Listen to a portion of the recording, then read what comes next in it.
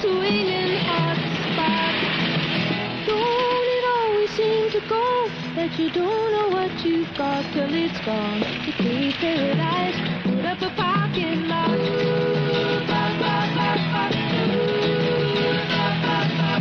They took all the trees, put them in a tree museum, and they charged the people $1.50 just to see 'em. Don't it always seem to go that you don't know what you've got till it's gone? You pay paradise, put up a parking lot.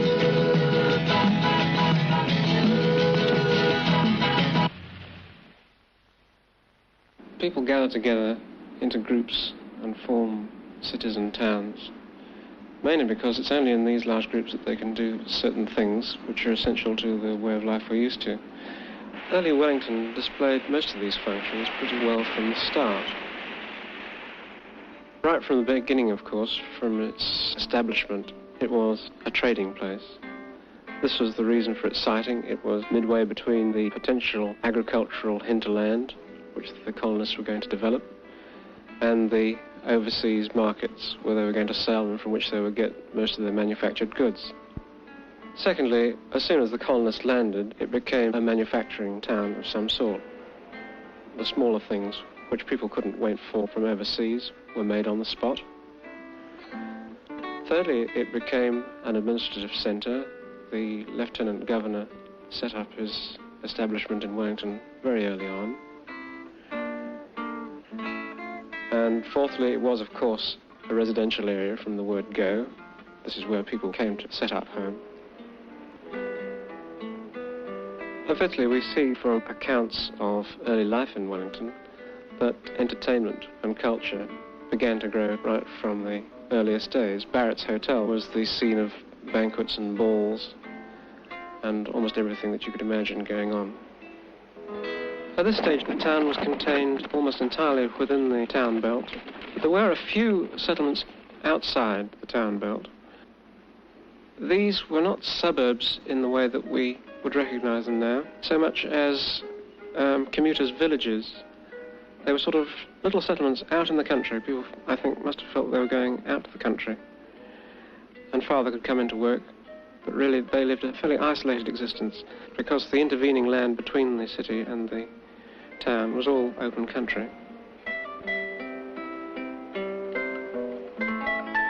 By the end of the 19th century, the centre of Wellington was getting pretty tight for space, and the area was becoming quite cramped. But Wellington was extracted from this dilemma by the advent of the electric tram.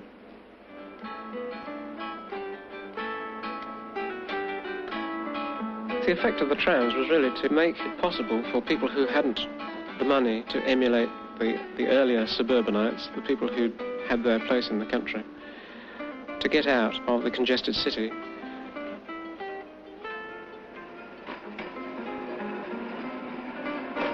Of course, they weren't really getting themselves the same sort of environment as the people who lived in the villages, because these suburbs grew pretty rapidly, and they're in fact very similar to the suburbs today. They're fairly low density.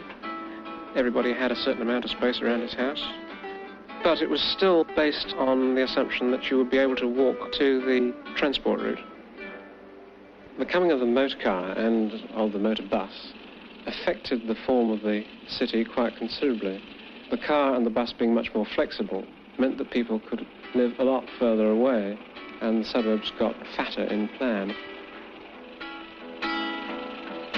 And this is really the beginning of the change which we're still seeing worked out now, where the centre of emphasis shifts from Wellington City to land quite a long way away, where people increasingly are coming to live, and in the case of industrial occupations, where they're going to work as well.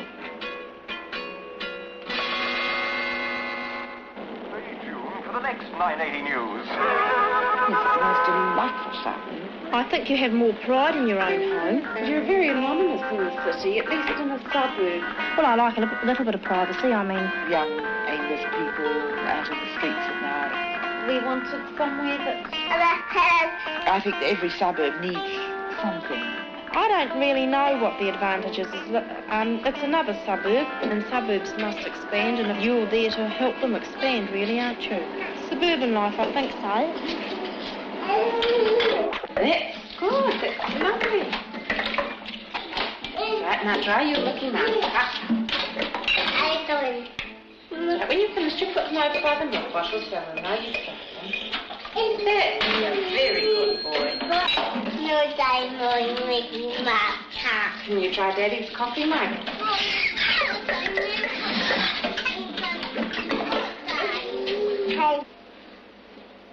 Oh, yes, you get bored because there are times when you've got to stay home with the children. You long for a bit of stimulation, not only with other women, but with men and people in the working community. You somehow get this idea that people who work have such a much more interesting life because they've got other people to talk to. But on the whole, I find other interests community interests. If there's some sense of community spirit and you can belong to Plunket mothers' clubs and kindergarten mothers' clubs and shop in a community centre. I would like to keep working, but not to sacrifice my children for it. I think really that the children are most important. You've got to give your time to them. Clearly, housewives' neurosis does exist in the sense that housewives tend to break down, mainly because the suburbs don't provide them with enough satisfactions. When one thinks of many suburban areas, there are few community activities that women are able to organise for themselves. Very little entertainment. I believe that they've started up pictures at the local hall down here. Well, that's all very well, but I know for a fact that the seating isn't very comfortable, and to sit through 2 hours of film, well, gosh, it's just not even worthwhile going because you're straining your neck and craning and carrying on, so it's just not worth it. You'd far sooner have stayed home in comfort, I think. I think that if they had a jolly good picture theatre out here, it would help encourage people to go out a lot more.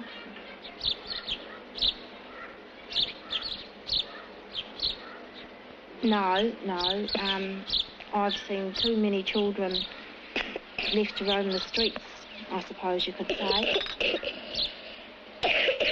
Not really, you're right, not really roam the streets. I think that a mother that works, I don't agree with a working, have you finished?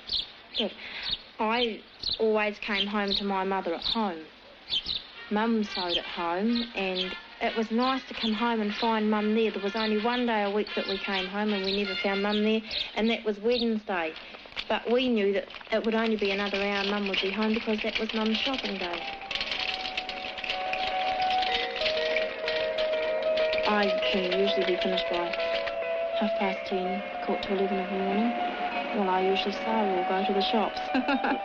Shopping centre is a group of shops, normally a fairly large group of shops, planned to go in an area with parking surrounding a mall running through the centre of the shops for pedestrians.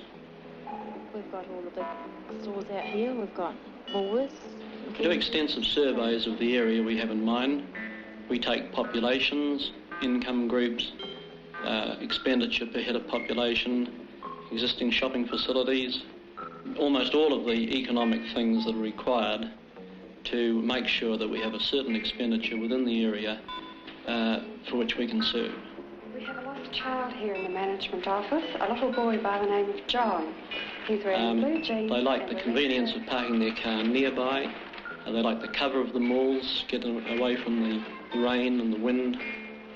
They like the convenience of having their children running up and down malls without any problems of going across open roads. These are the things. They're modern, and they're mainly modern people that shop there. Yes, possibly they are, but then again, life is tending to become impersonal, particularly to the older generation. But I think the shopping centres we build today, after all, are being built for tomorrow almost, so that the shoppers of tomorrow will only know this kind of environment. Maybe in New Zealand We are becoming more accustomed to living away from other people rather than living close together with them. But when one looks around, clearly there are some attempts to break down the isolation that people do feel in the suburbs.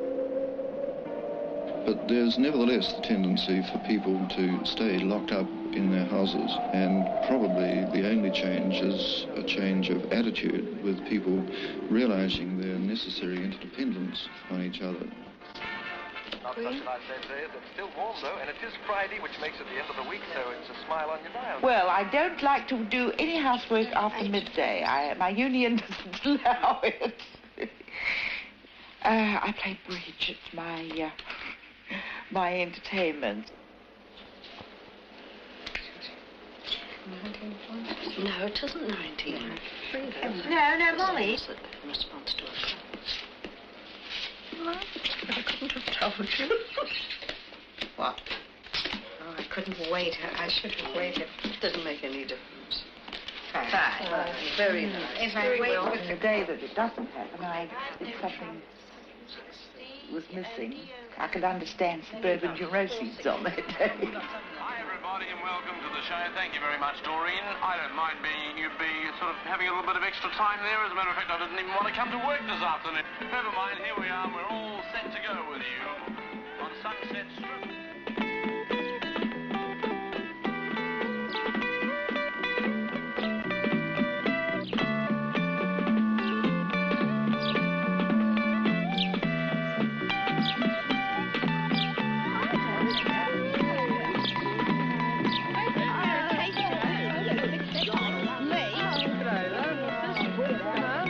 The problems, as I see it, and I've been here for just about 8 years now, is that you have got a large number of teenagers, and this number is growing, and possibly at the moment there isn't enough for them to do with their spare time.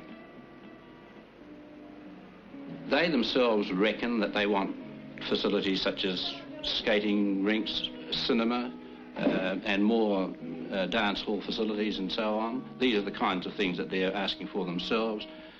I don't know whether this would cut the problems out altogether.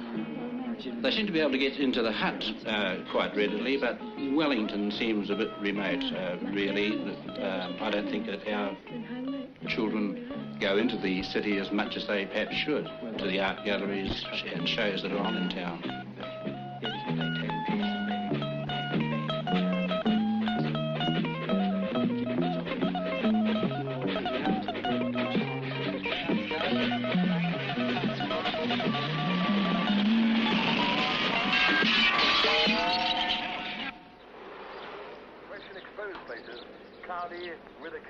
Suburban sprawl is really the extension beyond the urban core of housing and other urban development to an extent which is perhaps undesirable, the overall economics of the area being developed. Undesirable really in many ways. Firstly, the straight economics of development, costs of servicing, the amount of travelling time of people to get to their work, distance from facilities of the urban centre.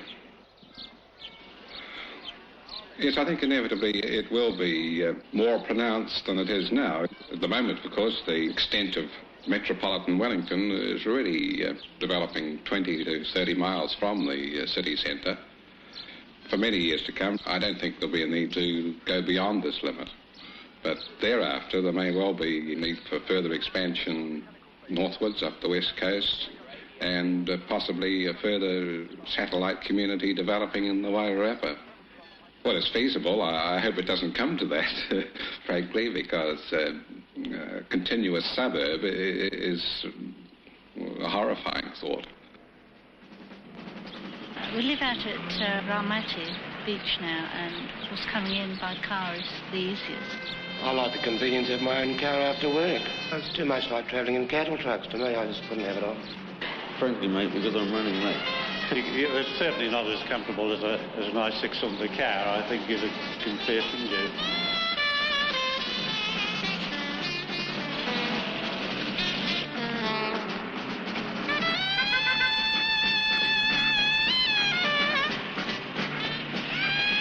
Well, the problem that we faced here and looking to the future was that the sheer volume of traffic generated by the central city area can't be dealt with by piecemeal improvements to the street pattern or by traffic control means. It was found to be impossible with the traffic that we're going to get to actually cope with, say, minor street widenings, improvements. The building density is already such that we can't widen many of the streets anyway. And the motorway really seemed the only practicable solution to the problem.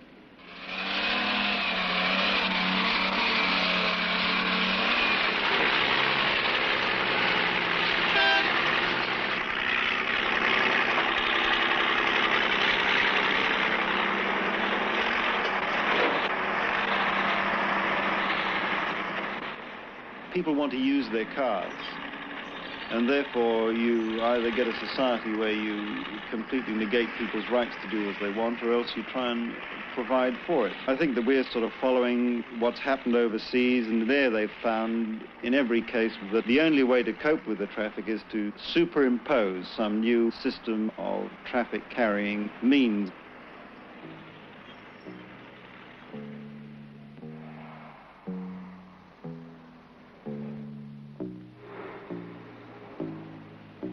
But I would say that a motorway is a most inefficient method of transporting people to a destination.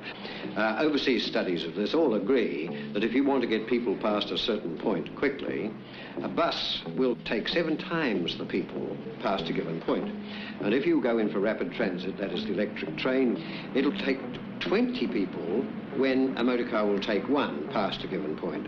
Now we must add to this the fact that a motorway normally at peak times packs up a whole lot of people on it so that it becomes not a parkway but a parking way. And when you're going out of town, the same kind of things happen. People getting onto the motorway are crammed right back through the town, and this becomes congested too. In social terms, there are many things wrong with it. First of all, there is the wear and tear on the person who has to sit in the car on in the jam. And this can go on for 20 minutes, half an hour, sometimes an hour, coming and going at peak times. Now, this is a complete waste of a person's life, and at the same time, a diminution of his nervous energy. And usually, motorways cut through historic places, places that should be preserved for wildlife, good scenic places, aesthetically desirable places. They just go there as kind of juggernauts. No, this is very socially undesirable. Well, I like living in the inner city area because of the convenience, both as regarding my work and as regarding my pleasures.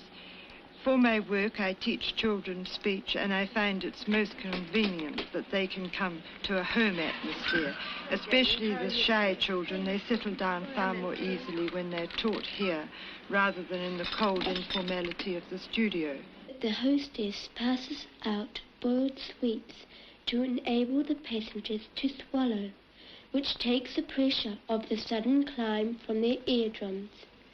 Peering out from either... Yes, well, the motorway, there will be a bypass through the street for the motorway, and most unfortunately, all these flats in this little street will be demolished, and we, of course, will have to find alternative accommodation, which I do not think for a moment we will find anything to suit us as we have here. But in addition to this, when it comes to a small city, they're very great eaters up of space. Wellington, the business area, has only about 250 acres of space. Now, the motorway itself going through Wellington is taking up 75 acres. Now, if we assume that the cars themselves, parked in buildings or on open spaces, take up, say, 50 acres, that's 125 acres of space, which is half the business area. Now, that's an enormous bite out of a very small area.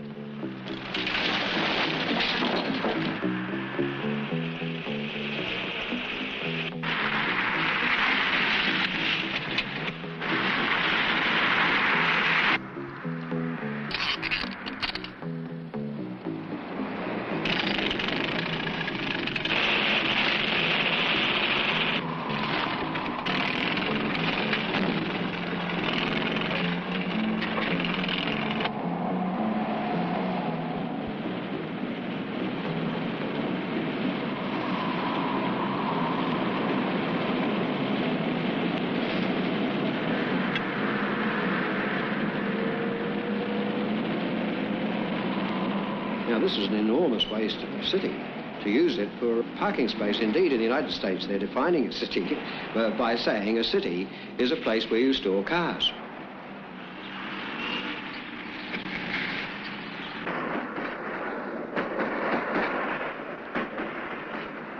The suburban rail services in Wellington are losing a considerable amount of money, approximately $1.5 million. Firstly, there is the fact that this is peak traffic. In other words, you've got in Wellington approximately 70% of our rolling stock is used for no more than, say, 3.5 hours per day. This is the peak in the morning, the peak in the evening. And so this means your expensive rolling stock is not being utilised in off-peak periods. It also means that your staff are not being utilised also in off-peak periods. In addition to this, you have the fact that your staff in the second period is coming into penal rates. You'll start, say, at 6 o'clock in the morning, getting your rolling stock into position, and of course by the time you get to 4 o'clock you're into rate and a half, and then you subsequently get into double time, so that you've not only got peak of traffic, but you've also got very expensive cost of personnel. The problems that public transport face are that buses and trains are not used now for the off-peak trips that they used to be used for. People don't go to the beach in a bus, and they rarely go to the theatre in a bus compared with the way they used to use buses a few years ago. And this has caused them financial problems. Now, you could attribute part of this to the motor car, certainly. People are using their cars for this sort of activity. But part of it, too, is that they've gone to live in suburban areas, for instance, where they're not handy to public transport. In lots of cases, the work end of the trip is decentralised too. Industry has gone out to an area where a factory can get a big flat assembly line. Then too, shopping has gone out, and the employees who go to work in these shops have to go to other suburban areas. And public transport is usually not very good for cross-town trips. It's not too bad for going into the centre of town, but if you've got to go across the grain of the town from one suburb to another, then it's difficult to use anything other than a private car in many situations. Well, the motor car has, of course, made the shopper more mobile, and this has tended to mean that she can shop over a greater variety of geographical areas. Most people within the area would be aware of the fairly substantial suburban developments. More recently, we've had smaller ones at Brooklyn, Karori, Coastlands, Johnsonville. This has taken, presumably, a certain amount of shopping out of the central area. Now, it's very hard to assess how much has gone to these areas. One can only assume that a lot more suburban shopping is taking place. Well, if you take quite a significant number of American cities, the result of a growth in suburban shopping has naturally caused a decline in the central area. This can have some social consequences as well as it has just pure economic consequences in retailing. If the central area declines sufficiently, then land values in that area decline. The central area starts to become less dominant as the main social complex of the community. Yes, I think if you looked at the top end of Cuba Street, for instance, and possibly if you looked at Ridderford Street, until such time as these areas are redeveloped, they must become unattractive. Unpleasantness, yes. Congestion and exhaust fumes, pollution is simply a part of this lack of competitive attractiveness as, say, a brand new suburban area with large parking and attractive facilities, yes.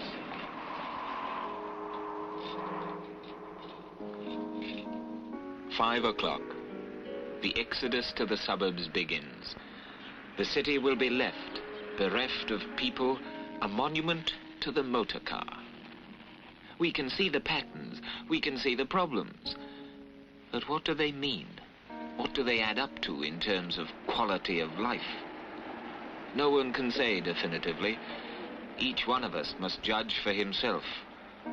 All we can do is present the images.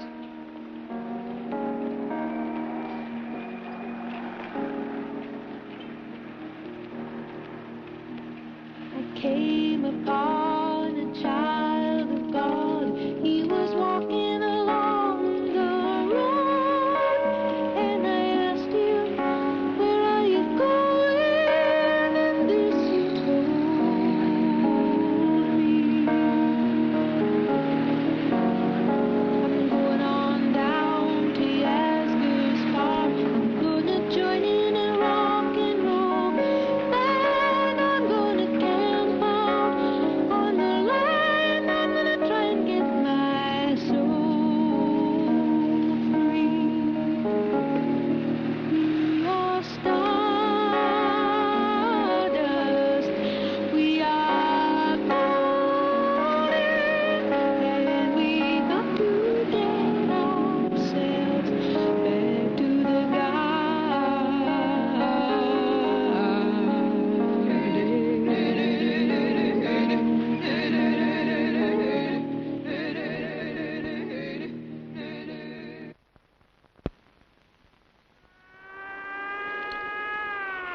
But surely there are solutions to these problems.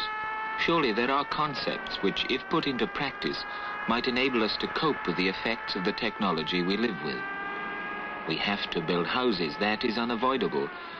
But do we have to produce the sterile suburbs we have at present?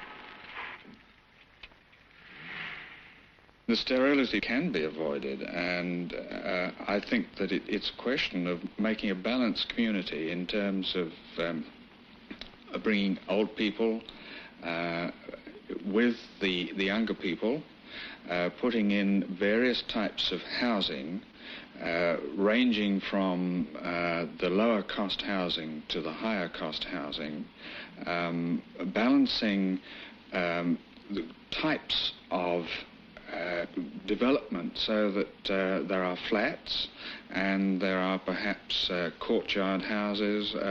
In other words, making a large variety of types and fitting them within the positions which suit them. What one really needs is the planning that was developed in the Radburn Principle, where houses backed onto green areas or community grass areas, community living spaces, and it doesn't matter what they are, but this sort of backing onto them. Our usual approach to housing has been a question of having the house with maybe 5 or 10 feet on either side of the boundary, and this has left just an isolated little box on a section, something of this nature, so that you have a whole series of gaps between. Now, this is an idea of privacy. It's, I think, a false idea of privacy, and we can develop this quite a lot by just providing a party wall between our dwelling units. Now, this will give us better privacy. The way to link these together is to turn them in on themselves with access from the other direction, so that you have an inner communal garden, if you like, or community area, and that's spread out on this side, and in that way you get privacy and you get small communities growing. Could people not be attracted back to the city, to be able to choose their way of life? Well, this is a housing development which we are at present doing on the slopes of Mount Victoria and Wellington. They're 2-bedroom flats right throughout the whole scheme, but the lower flats give the people outside garden space. These lower flats give people balconies of varying sizes. They have varying orientations so that different people can share different types of element. We have semi-public spaces where people can walk through the whole environment. In certain instances, people can look into other people's windows, which we think is an advantage, really, in this type of development, because it increases the contact between people. Well, what we hope to do with a heterogeneous type of development is to introduce a cross-section of people back into the city. I think what we've tended to do before is build multi-rise buildings which have only introduced one type of person back into the city. Surely the city's role as a marketplace is still valid. The city has an answer to the suburban shopping areas if it tries to create an atmosphere somewhat similar to be found in a shopping centre, where the area is pleasant and traffic-free. We have our mall here now, and the background really came from the fact that the street was closed for reconstruction for quite a period, and the general public reaction to this was most favourable, and many of them asked us, couldn't we have this area traffic-free all the time? And that's how we've got on to this mall as you see it today.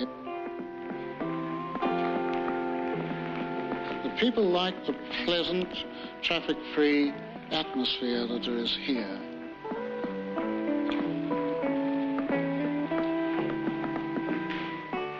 But it's not only that pleasant atmosphere that they seem to appreciate, but we found that we had to put in work ourselves, and so we've appointed a manager who's full-time occupied in seeing that we have interesting features on in the mall from time to time, in the way of entertainment, painting demonstrations by children, anything that the public will enjoy.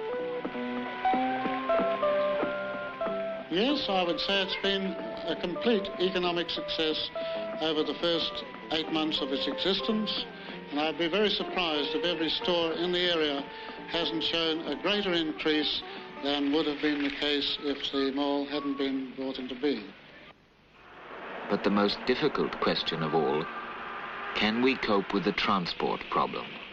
The problems of congestion and traffic concentration are arising from the fact that the whole of our workforce is concentrated in the inner city areas. This can be countered, of course, by the decentralisation of employment to some of the outer suburbs. The situation here in Wellington is one in which we have the major centres of employment in Wellington City itself and up in the Hutt Valley, centred on Lower Hutt and Petone, whereas the large proportion of the labour force that is presently accommodated in Johnsonville, Wainuiomata, the Pomeroy Basin and other centres even further afield. The result of this is that the main transportation links which coming in from Pomeroy and from the Hutt Valley both converge on Wellington, giving rise to a major concentration of traffic and movement, both of vehicles and pedestrians, in this central city area. It's further complicated by the fact that the people in Pomeroy are unable to seek employment in the Hutt Valley because of no direct road and rail links through to that major industrial complex. This could, of course, be overcome in two ways. By, in the first place, providing a greater measure of employment, both industrially and commercially, in the Pomeroy Basin than is currently available, and providing also a better means of communication, preferably a public transport service between the Hutt Valley and the Pomeroy Basin to complete a circuit of transportation links that would connect Wellington City with the Hutt Valley and finally with the Pomeroy Basin. The decentralisation of selected types of commerce and industry to the outer suburban areas would give rise to a greater diversification of activity in those centres and make for a very much more lively society, particularly during the day when at the moment much of the suburban areas are left to the housewives and very young children.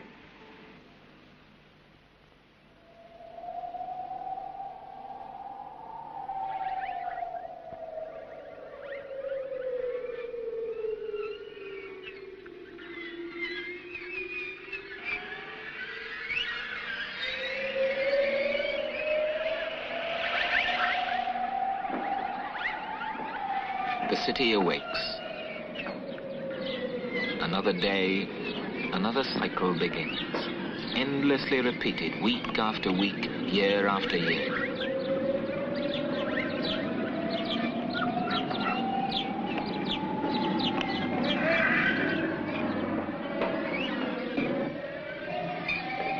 But at the same time, we evolve. We build homes, we construct roads, we fill our harbors, we create our environment.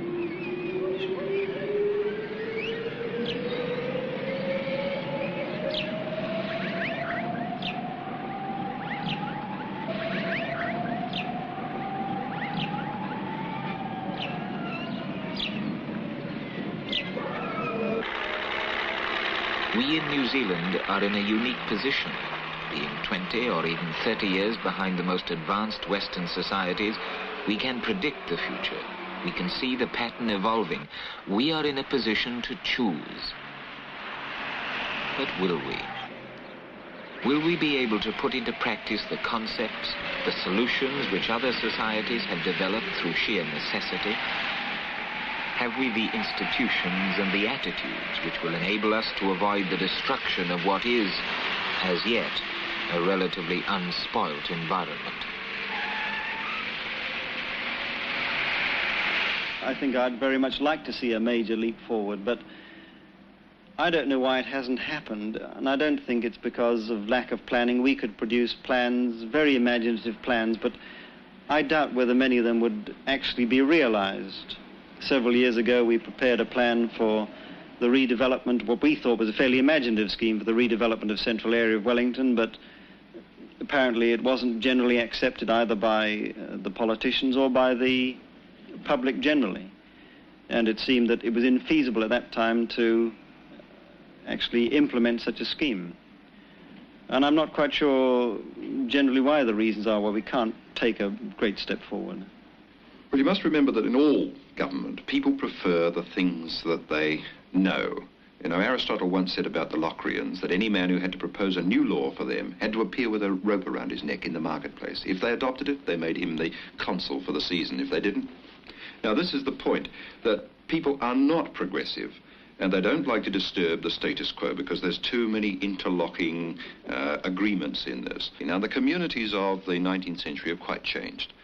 The motor car, rapid rail transit, tramcars and other buses and trolley buses have quite changed all the rules of the game, so that our real community, which is an employment market and a residential area to service it, is now far wider than it was. And it also has to draw its resources, its water, dispose of its sewage, get its transport from a much wider background if it in fact is going to act efficiently. Now, for these things, you need regional authorities in our terms rather than the strictly local authorities of the past.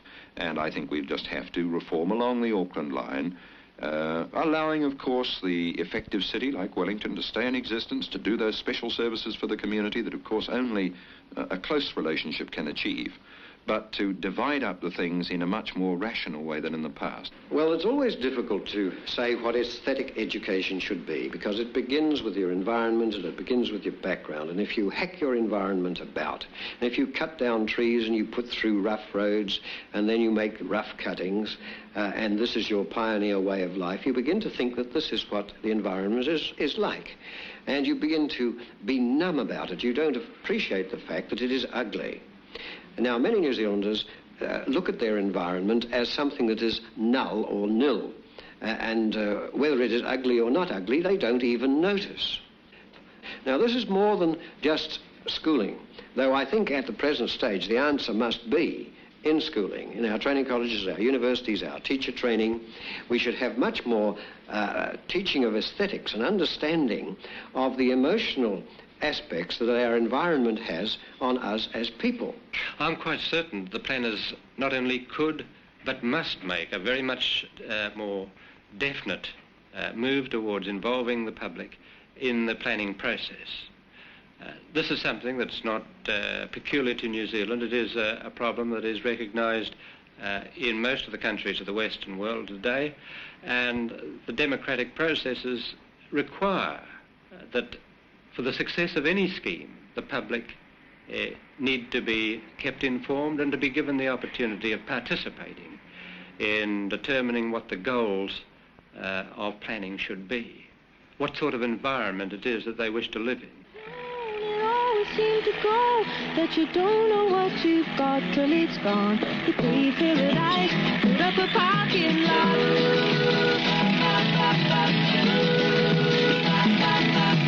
Late last night, I heard the screen door slam, and a big yellow taxi took away my old man. Don't it always seem to go that you don't know what you've got till it's gone. You pay paradise, put up a parking lot. I said, don't it always seem to go that you don't know what you've got till it's gone. You pay paradise, put up a parking lot. You pay paradise, put up a parking lot.